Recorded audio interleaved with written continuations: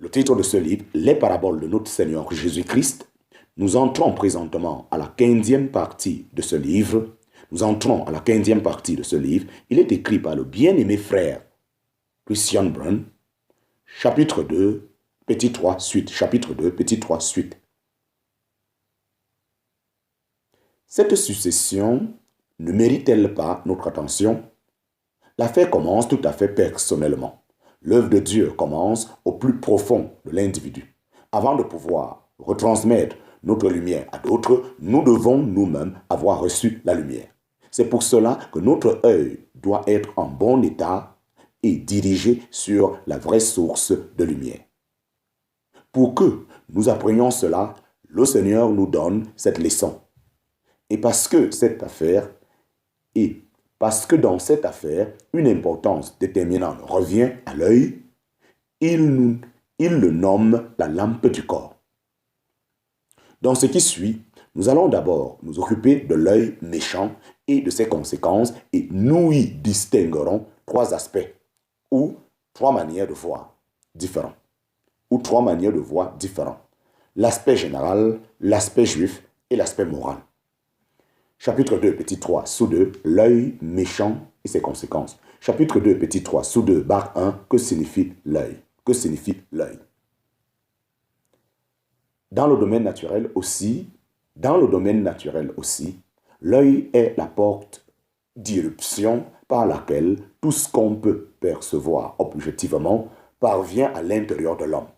Son degré de connaissance, en parenthèse, sa lumière, dépend en premier lieu de la capacité de son œil à saisir correctement ce qui est perceptible. Si l'œil est malade ou aveugle, la perception est fortement compromise, voire entièrement impossible.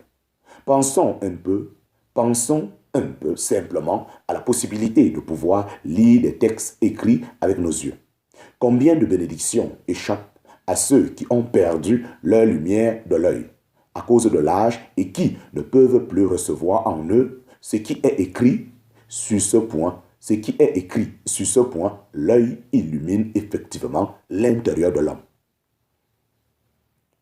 C'est cette circonstance du domaine naturel que le Seigneur Jésus transporte dans le domaine spirituel. Et cela forme une parabole. Notre cœur a aussi des yeux et par eux, la lumière spirituelle pénètre notre intérieur. Dans sa prière d'Éphésiens chapitre 1, l'apôtre supplie pour les saints à Éphèse, les yeux de votre cœur étant éclairés pour que vous sachiez quelle est l'espérance de son appel. En parenthèse, Éphésiens chapitre 1, verset 18.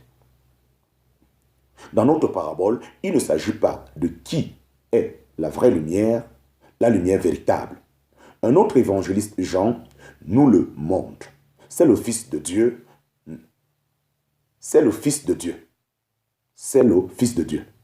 Non, ici, ce n'est qu'une question d'œil. La lumière est certes là, et lui dans les ténèbres, et elle fait son œuvre parfaitement. C'est incontestablement une grande grâce. Mais où est l'œil? Où est l'ouverture permettant à la lumière d'entrer à l'intérieur? C'est ce dont il s'agit maintenant. Par l'expression « notre œil », nous pouvons comprendre tout ce qui a à faire avec le désir de nos cœurs, avec ses intentions, avec ce qu'il se propose. L'œil peut être remplacé par le cœur. Il en est l'organe permettant de voir. Nos désirs intérieurs et nos objectifs. Déterminent la direction du regard de nos yeux. C'est pourquoi, déjà dans l'Ancien Testament, nous sommes sérieusement avertis de garder notre cœur plus que tout ce que l'on garde, car de lui sont les issues de la vie. En parenthèse, Proverbe chapitre 4, verset 23. Quand Léonard de Vinci a découvert, il y a plus de 400 ans, le principe de l'appareil photographique, en parenthèse, ce qu'on a appelé en latin la camera obscura ou chambre obscure, il a alors construit une boîte opaque avec un petit trou rond dans la paroi de devant. Avec cela, il a réussi à ce que la lumière entrant génère de la paroi arrière une image inversée de l'objet. La lentille introduite ultérieurement dans le trou par porta a fina l'image et conduisit à ce que nous connaissons, nous, le nom d'appareil photo. Je ne vois guère de meilleure illustration de ce dont il s'agit dans notre parabole. Chapitre 2, petit 3, sous 2, bas 2. Chapitre 2, petit 3, sous 2, bas 2. L'aspect général. L'aspect général. Le cœur de l'homme équivaut par nature à une chambre opaque dont l'ouverture unique est bouchée. Parce qu'aucun rayon de lumière divine n'y peut pénétrer, il ne s'y trouve qu'obscurité. En fait, Satan, le Dieu de ce monde, a aveuglé les pensées des incrédules pour que la lumière de l'évangile de la gloire de Christ ne resplendit pas sur eux. En parenthèse, 2 Corinthiens chapitre 4, verset 4. L'homme naturel est aveugle pour ce qui est de l'Esprit de Dieu, car cela lui est folie, car il ne peut pas le connaître, car cela se discerne spirituellement. En parenthèse, 1 Corinthiens chapitre 2, verset 14. Mais l'œil de l'homme naturel n'est pas seulement aveugle, il est aussi méchant. C'est ici le contraste, ou bien l'œil est simple, ou bien il est méchant. Il n'est pas dit simple ou bien. Il n'est pas dit simple ou bien double, mais simple ou bien méchant.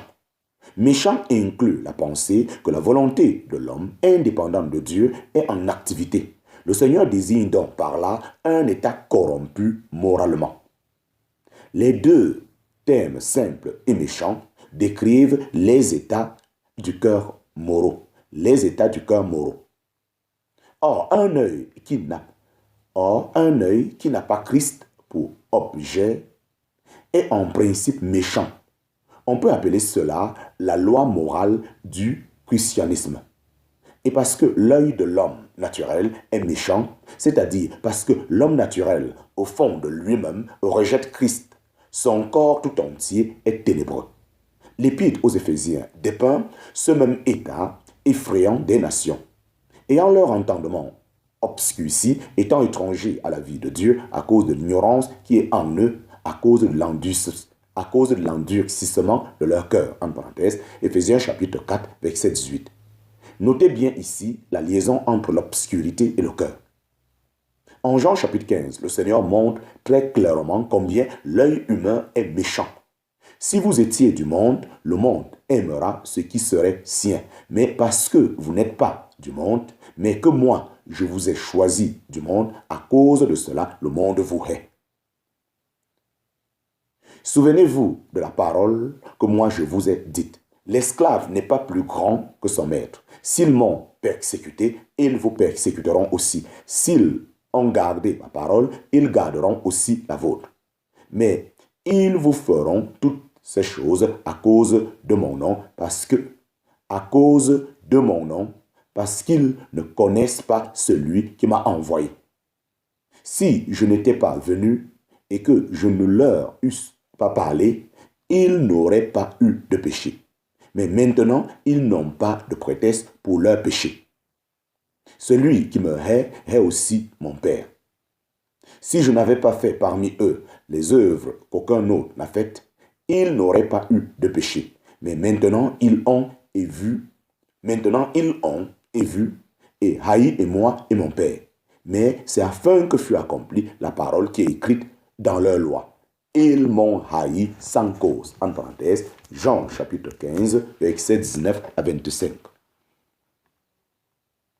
Quand le Seigneur Jésus était ici-bas sur la terre, il s'est montré aux hommes dans la beauté morale de sa personne pour qu'on puisse parfaitement voir sa gloire, celle comme d'un Fils unique de la part du Père. En parenthèse, Jean chapitre 1, verset 14.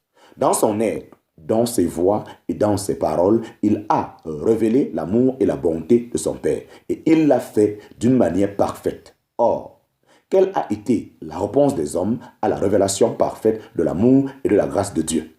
La haine contre Christ et la haine contre son Père. L'homme, et spécialement l'homme.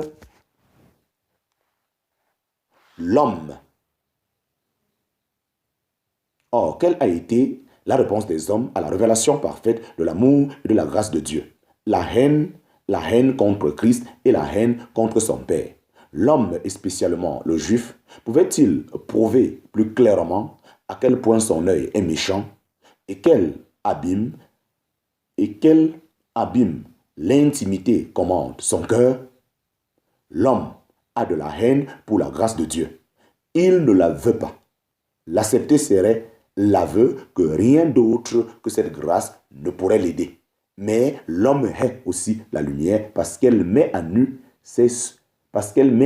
ses mauvaises œuvres. En parenthèse, Jean chapitre 3, verset 20. Il a donc de la haine pour la grâce et pour la lumière de Dieu.